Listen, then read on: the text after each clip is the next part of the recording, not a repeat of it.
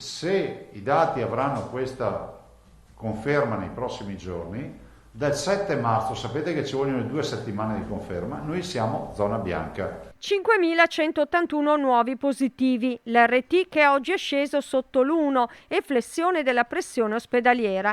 Resta ancora alto il numero dei decessi, ma tutti i parametri danno curve in rapida discesa e proiettano il Veneto in fascia bianca.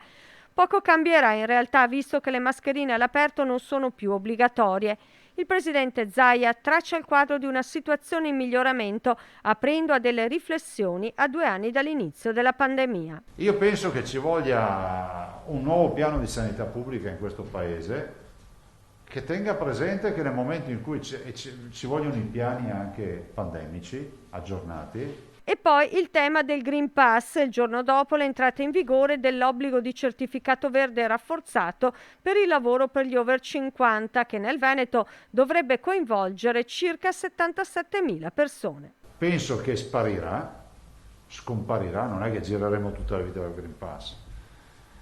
Pensare di abolirlo nel giro di qualche giorno o di qualche settimana, non lo so. Il Green Pass è correlato alla necessità di capire se siamo in sicurezza. In questa fase non lo siamo.